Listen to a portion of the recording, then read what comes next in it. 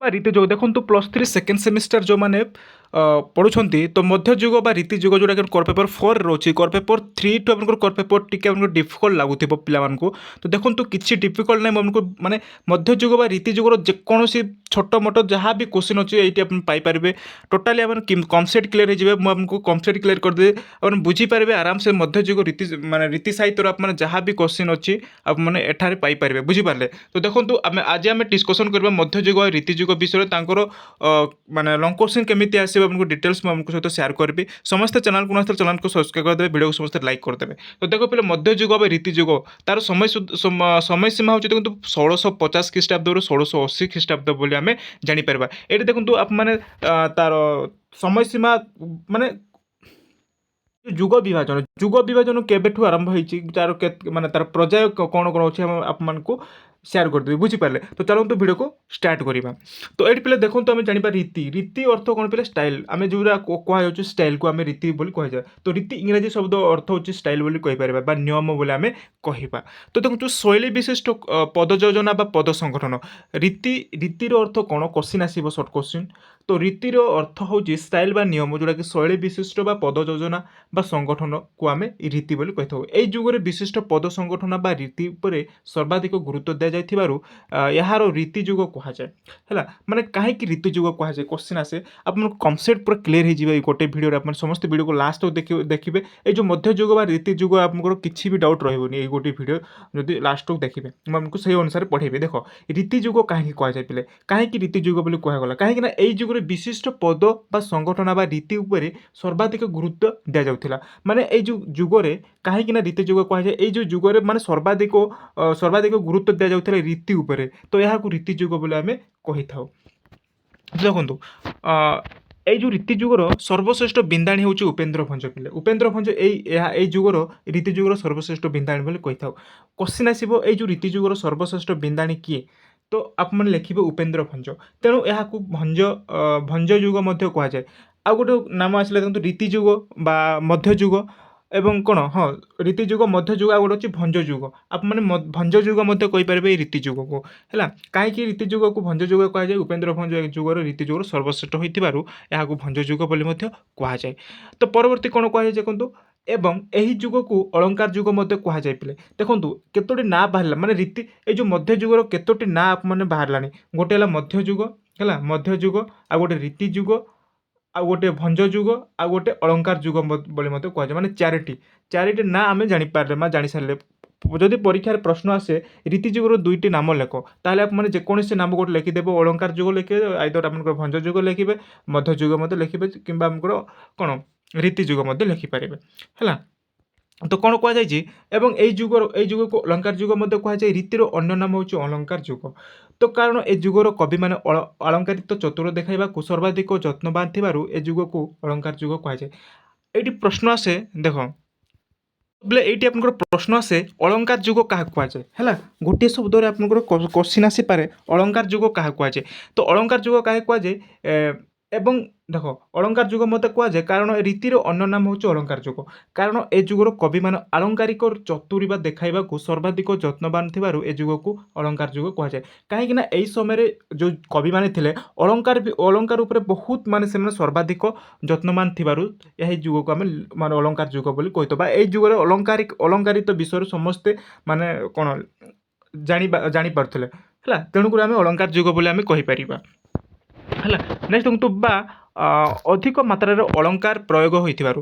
ଆଉ ଗୋଟେ ପ୍ରଶ୍ନ ଆସିছে କାହିଁକି, ଆଉ ଗୋଟେ ମାନେ ତାର ଉତ୍ତର ଆସିছে ଅଧିକ ମାତ୍ରାରେ। ଏଇ ଯୁଗରେ ଅଧିକ ମାତ୍ରାରେ ଅଳଙ୍କାର ପ୍ରୟୋଗ ହୋଇଥିବାରୁ ଆମେ ଏଇ ଯୁଗକୁ ଅଳଙ୍କାର ଯୁଗ ମଧ୍ୟ ବୋଲି କହିପାରିଥାଉ। ଏ ଯୁଗକୁ ଅଳଙ୍କାର ଯୁଗ କୁହାଯାଏ। ହେଲା, ତ ଏଇ ଯେଉଁ ଭିଡ଼ିଓର ମଧ୍ୟଯୁଗ ବା ରୀତି ଯୁଗ ଆପଣଙ୍କ କନସେପ୍ଟ କ୍ଲିୟର ହେଇଥିବେ। ଯାହା ବି କୋଶ୍ଚିନ୍ ଆସୁଛି ଆପଣମାନେ ଲେଖିପାରିବେ। ତ ଚାଲନ୍ତୁ ରୀତିର ବ୍ୟୁତ୍ପତ୍ତି। ଦେଖ ପିଲା ଆଉ ଗୋଟେ ପ୍ରଶ୍ନ ଆସିବ, ରୀତିର ବ୍ୟୁତ୍ପତ୍ତି ଅର୍ଥ କ'ଣ?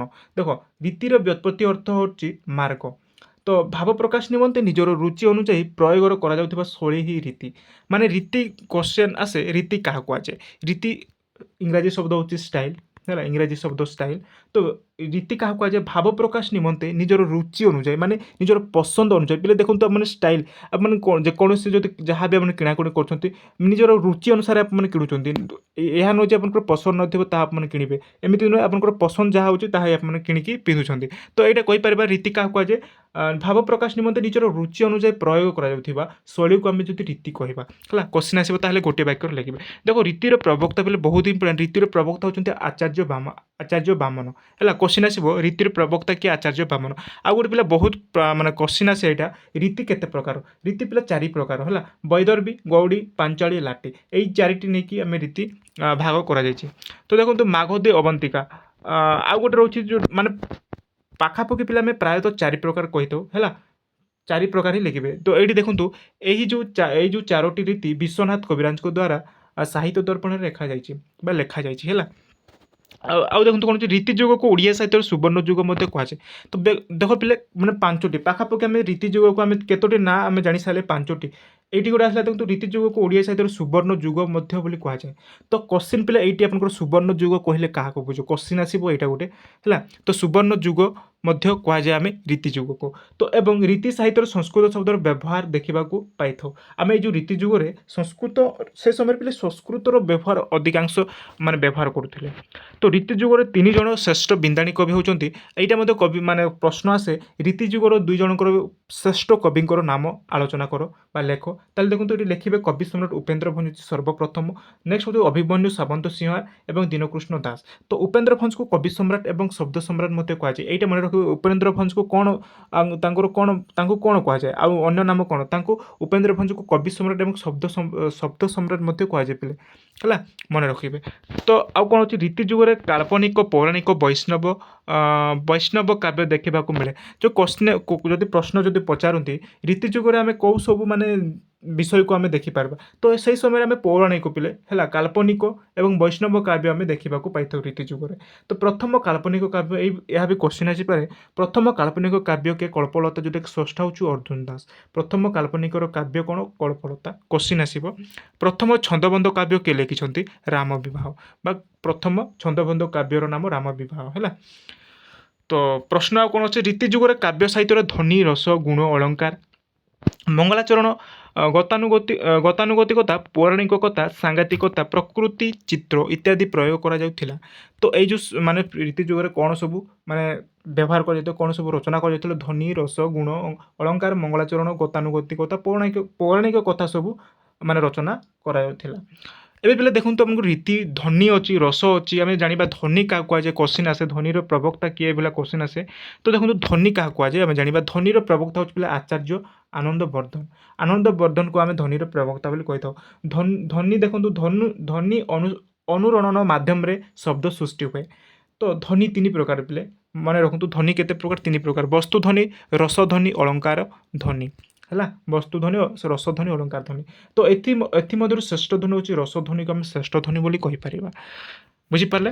तो वीडियो को समस्ते आउ टिके रहा समस्ते लास्ट तक देखिए तार लंग क्वेश्चन आमको देखईदेवी आउ यार माने पीडीएफ पाइपर ताले आप टेलीग्राम में समस्त जॉइन होंतु। प्रत्येक दिन आम जदि आपड़ी एसी MDC 2 जोड़ा एसी इंग्लीश ताहले SCC जो जहाँ भी आप सेकेंड सेमिस्टर अच्छी तो ये जो वीडियो पाइबा मतलब टेलीग्राम में मतलब मेसेज करेंगे टेलीग्राम में आपको छाड़ीदेवी ऑलरेडी क्लास कराई आगुरी क्लास कराई सिलेक्शन क्वेश्चन सहित लंग क्वेश्चन मुझे प्रोवाइड करदेवी समस्त टेलीग्राम में जॉइन है।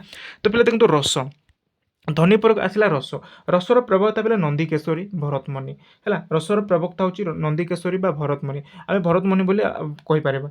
तो रसर मूल धर्म हूँ आस्वादन करवा पे आस्वादन करवा रस मान कौन पे रस मान आम जापर आस्वादन करवा है शब्द एवं रस को नहीं रस सृष्टि हो जाए।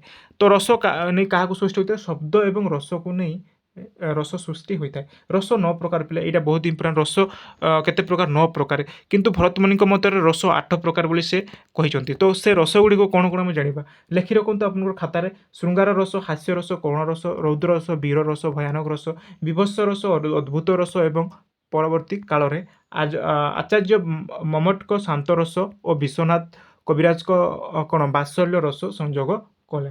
तो ये प्रकार 8 प्रकार बोली कहीपर है यार एमध्य श्रृंगार रस श्रेष्ठ बोली आम कहीपर श्रृंगार रस एथुरु श्रेष्ठ बोली आम कहीपर। देन आसला पे गुण रस पे आम गुण भी पढ़ी है आमको रोचे कौन ମଧ୍ୟଯୁଗ ସାହିତ୍ୟର ଗୁଣ ମଧ୍ୟ ଅଛି। ତ ଗୁଣ ଦେଖନ୍ତୁ ଗୁଣର ପ୍ରବକ୍ତା ଭରତମୁନି ମନେ ରଖିବେ ଗୁଣର ପ୍ରବକ୍ତା ହେଉଛନ୍ତି ଭରତମୁନି। ଗୁଣ ହେଉଛି ରସର ଧର୍ମ। ଗୁଣ ତିନି ପ୍ରକାର ପିଲା ଯେଉଁଟାକି ମାଧୁର୍ଯ୍ୟ ଏବଂ ଅଜହ ଏବଂ ପ୍ରସାଦ ଏଇଟା ଆପଣ ମନେ ରଖିବେ ହେଲା।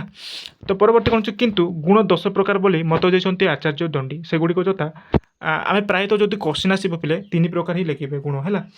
10 ପ୍ରକାର ମାନେ ମତ ଦେଇଛନ୍ତି ଯେଉଁଟାକି ଶ୍ଲେଷହ ପ୍ରସାଦ ସମତା ମାଧୁର୍ଯ୍ୟ ସୌକୁମାର୍ଯ୍ୟ ଏବଂ ଅର୍ଥବ୍ୟକ୍ତ ଔଦାର୍ଯ୍ୟ ଅଜହ କାନ୍ତି ଏବଂ ସମାଧି ଇତ୍ୟାଦି ହେଉଛି ସେ କହୁଛନ୍ତି 10 ପ୍ରକାର ବୋଲି କିନ୍ତୁ ଆପଣ 3 ପ୍ରକାର ହିଁ ଲେଖିବେ ବୁଝିପାରିଲେ କୋଶ୍ଚିନ୍ ଆସିଲେ ଲେଖିବେ। ତ ଏହି ସମୟରେ ମୟୂରଭଞ୍ଜର ରାଜା କୃଷ୍ଣଚନ୍ଦ୍ର ଭଞ୍ଜଙ୍କୁ ଦେଖ ହଁ କୃଷ୍ଣଚନ୍ଦ୍ର ଭଞ୍ଜଙ୍କୁ ହତ୍ୟା କରାଯାଇଥିଲା ଏବଂ 1961 ମସିହାରେ ଖୋର୍ଦ୍ଧାର ରାଜା ମୁକୁନ୍ଦ ଦେବ ମଙ୍ଗଳମାନଙ୍କର ବସତି ସ୍ୱୀକାର କରାଯାଇଥିଲା। 1707 ମସିହାରେ ଔରଙ୍ଗଜେବ ମୃତ୍ୟୁ ପରେ ମୁର୍ସିଦ ପଲ୍ଲୀ ହଁ ଏଇଟା ଛାଡ଼ ଏଇଟା କିଛି ନୁହେଁ। ତ ପିଲେ ଆପଣଙ୍କର ଯୁଗ ବିଭାଜନ ପିଲେ ତ ଏଇଟା ଆପଣମାନେ ଯଦି ଜାଣିନାହାନ୍ତି ଯେଉଁମାନେ +3 ସେକେଣ୍ଡ ସେମିଷ୍ଟାର ପଢ଼ୁଛନ୍ତି କିନ୍ତୁ ତାର ଯୁଗ ବିଭାଜନ ଏପର୍ଯ୍ୟନ୍ତ ଜାଣିନାହାନ୍ତି କମ୍ସେଟ୍ ଆଡ଼କୁ ଯାଇନାହାନ୍ତି ତାର ପିଲେ ଦେଖନ୍ତୁ ଯୁଗ ବିଭାଜନ ଆମେ ଆଦି ଯୁଗ ଯେଉଁଟା କୁହାଯାଏ ପ୍ରାକ୍ ଶାଲ ଯୁଗ ପଢ଼ିଲେ ଯେଉଁଟାକି ପ୍ରଥମ ଯେଉଁଟା ଆମର କୋର୍ 3ରେ ପିଲେ ପ୍ରାକ୍ ଶାଲା ଯୁଗ ଯେଉଁଟାକି ତାର ସମୟସୀମା ପିଲେ ଦେଖନ୍ତୁ 1800 ଶତାବ୍ଦୀରୁ 1400 ଶତାବ୍ଦୀର ସମୟସୀମାକୁ ଆମେ ଆଦି ଯୁଗ ବା ପ୍ରାକ୍ ଶାଲା ଯୁଗ ବୋଲି କହିଥାଉ। ନେକ୍ସଟ ଆସିଲେ ସାରଳା ଯୁଗ ପିଲା ଆମର କୋର୍ 3ରେ ପଢ଼ୁଛନ୍ତି ସାରଳା ଯୁଗ। ସାରଳା ଯୁଗର ସମୟସୀମା ବି ଖ୍ରୀଷ୍ଟୀୟ ଆପଣଙ୍କର 1500 ଶତାବ୍ଦୀର ସମୟସୀମାକୁ ସାରଳା ଯୁଗ ବୋଲି କୁହାଯାଏ। ପଞ୍ଚଶଖା ଯୁଗ ତ ତାର ସମୟସୀମା ଦେଖନ୍ତୁ ଖ୍ରୀଷ୍ଟୀୟ 1600 ଶତାବ୍ଦୀ ଆରମ୍ଭରୁ 1650 ପର୍ଯ୍ୟନ୍ତ ଯେଉଁ ସମୟସୀମା ରହୁଛି ତାହାକୁ ଆମେ ପଞ୍ଚଶଖା ଯୁଗ ବୋଲି କହିବା ପିଲେ। ଦେନ୍ ଆସିଲେ ତୁମର ରୀତି ଯୁଗ ଆମେ ଯେଉଁଟା ଏବେ ମୁଁ ଷ୍ଟାର୍ଟ କରୁଛି ଯେଉଁଟା ରୀତି ଯୁଗ। ତ ରୀତି ଯୁଗର ସମୟସୀମା ମୁଁ କହୁଥିଲି 1650 ଖ୍ରୀଷ୍ଟାବ୍ଦରୁ 1850 ଖ୍ରୀଷ୍ଟାବ୍ଦ ସମୟସୀମାକୁ ଆମେ ରୀତି ଯୁଗ ବା ମଧ୍ୟଯୁଗ ବୋଲି କହିବା। ଆଉ ଏଇଟା ମନେ ରଖନ୍ତୁ ରୀତି ଯୁଗ ତାର ମଧ୍ୟଯୁଗ ତାର 5ଟି ଆମେ ନାଁ ଆମେ ମନେ ରଖିଲେ ହେଲା ସେଇଗୁଡ଼ିକୁ ନାମ ମନେ ରଖିବେ। ଆଧୁନିକ ଯୁଗ ଲାଷ୍ଟକୁ ଆସିଲେ ପିଲେ ଆଧୁନିକ ଯୁଗ ଏଇଟା ମାନେ ପରବର୍ତ୍ତୀ ଥାର୍ଡ଼ ସେମ୍ରେ ପଢ଼ିବେ ଆପଣମାନେ ହେଲା ଥାର୍ଡ଼ ସେମ୍ରେ ପଢ଼ିବେ। ତ ଆଧୁନିକ ଯୁଗ 1850 ଖ୍ରୀଷ୍ଟାବ୍ଦରୁ ଏପର୍ଯ୍ୟନ୍ତ ଆମେ ଆଧୁନିକ ଯୁଗ ବୋଲି କହିପାରିବା। ତ ଏଇ ଯେଉଁ ଯୁଗ ବିଭାଜନ ନିହାତି ମାନେ ଲେଖି ରଖନ୍ତୁ କନସେପ୍ଟ କ୍ଲିୟର ହୁଅନ୍ତୁ କୋଶ୍ଚିନ୍ ଆସିଲେ ଯାହା ବି ଆପଣ ଲେଖିପାରିବେ। ଦେଖ ଆଧୁନିକ ଯୁଗ ପରେ କ'ଣ ଆସିଲା ପିଲା ଦେଖନ୍ତୁ ରାଧାନାଥ ଯୁଗ ଆସିଲା ସତ୍ୟବାଦ ସବୁଜ ଯୁଗ ପ୍ରଗତି ଅତ୍ୟାଧୁନିକ এইটা পড়িবে আপনার কোণ সে থার্ড সেমে পড়িবে হল এতিকি আপনার জাঁবার কিছু অসুবিধা নেই। তো কিন্তু রীতি সাহিত্যর পরিবেশ অধ্যয়ন তো এইটি আসলে পিলা আপনার লং কোশ্চিন আসব তো মু এই লং কোশ্চিন কু মু কোণ করি আপনার পড়াইবিনি আপনার পড়াইলে ভিডিওটি বহুত লেন্থি হয়ে যাব তেণুকরি সমস্তে টেলিগ্রামে জয়েন হয়ে যাবে ইয়ার কোশ্চিন পাইপারে লং কোশ্চিন হল এই যে লং কোশ্চিন দেখুন সামাজিক পৃষ্ঠভূমি আসব রীতি যুগর তার ধার্মিক পৃষ্ঠভূমি আসব ଐତିହାସିକ ପୃଷ୍ଠଭୂମି ଆସିବ ତେଣୁକରି ମୁଁ ଏଇଠି ଯଦି ପଢ଼େଇ ନେବି ତାହେଲେ ଆପଣଙ୍କୁ କ'ଣ ଏଇଠି ଦେଖିପାରୁଥିବେ ସାଂସ୍କୃତିକ ପୃଷ୍ଠଭୂମି କ'ଣ ସବୁ ସାଂସ୍କୃତିକ ପୃଷ୍ଠଭୂମି ରହିଛି ତ ଆପଣମାନେ টেলিগ্রামে সমস্তে জয়েন হয়ে ইয়ার পিডিএফ পাইপারে হল মু আপনার কনসেপ্ট ক্লিয়ার করদেবি ରୀତିଯୁଗ କାହା କୁହାଯାଏ କ'ଣ ସବୁ ଅଛି ରୀତିଯୁଗର କ'ଣ ସବୁ ସର୍ଟ କୋଶ୍ଚିନ୍ ପାଇପାରିବେ ତାହା ମଧ୍ୟ ଆପଣଙ୍କୁ ଡିସ୍କସନ୍ କରିଲି। ସମସ୍ତେ ଚ୍ୟାନେଲକୁ ନ ଆସିଥିଲେ ଚ୍ୟାନେଲକୁ ମଧ୍ୟ ସବସ୍କ୍ରାଇବ୍ କରିଦେବେ ପ୍ରତ୍ୟେକ ଦିନ ଆମେ ଏଭଳିଆ ରିଲେଟିଭ୍ ଆମେ ଟେଲିଗ୍ରାମରେ ମୁଁ ଛାଡ଼ି ଦେଉଛି ସମସ୍ତେ ଟେଲିଗ୍ରାମ ସହିତ ଚ୍ୟାନେଲ ସହିତ ମଧ୍ୟ ଯୋଡ଼େଇ କରନ୍ତୁ। ତ ଆଜି ପାଇଁ ଏତିକି ଥାଉ ପିଲା ଆଶା କରୁଛୁ ଆପଣଙ୍କୁ କିଛି ମାତ୍ରାରେ ଭିଡ଼ିଓ ଭଲ ଲାଗୁଥିବ ଆଗକୁ ଏକ୍ଜାମ୍ ଅଛି ସମସ୍ତେ ପଢ଼ାପଢ଼ିରେ ଧ୍ୟାନ ଦିଅନ୍ତୁ ରହିଲି ଧନ୍ୟବାଦ।